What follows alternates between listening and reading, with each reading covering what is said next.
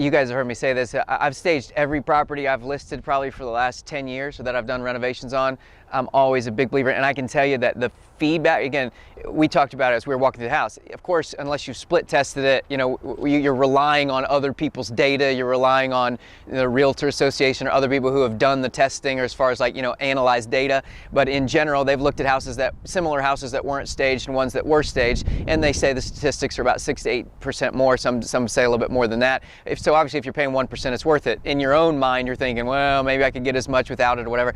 I just follow the numbers. You know, math is pretty simple, and I think if the data shows it, then you just stick with it. But I've seen the response that I always get from both buyers and realtors is always like, oh, and they just love the staging. Like, they go out of their way to tell you.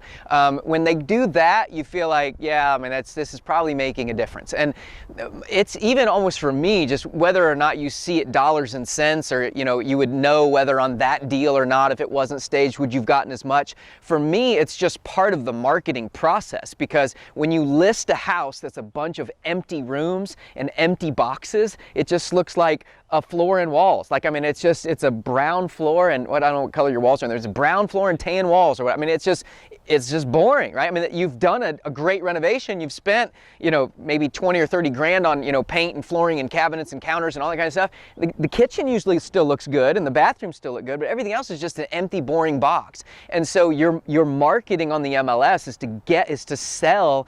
When you're selling houses, you're selling a feeling, you're selling emotion, you're selling them thinking we're gonna set up our stuff in here and raise a family in here. And when they see a big empty box, it doesn't have the same feel. And so when you're able to create a warm environment where they can imagine themselves living, help define spaces that may be more undefined, I'm just a huge believer in it. To me, it's an absolute no-brainer. And let me tell you something, I give Jacob all the credit in the world, because the toughest house to stage is one you went way over budget on. I mean, you know, you start cutting corners and trying to find where can we save money, and I've told you there's just some things you don't cut on. And one of the things you'll hear me say at the next PIG meeting is the biggest mistake people make when they're new in business, as soon as money gets tight, they cut marketing. This should be the last thing you cut. I mean, you should be like living on rice and beans and a hole in the wall, and not cut as soon as you cut your marketing out, you cut out the lifeblood of your business. And it's kind of the same thing here. That staging is part of him getting this paycheck and getting out of here, and hopefully turning a negative deal into at least a paycheck and a decent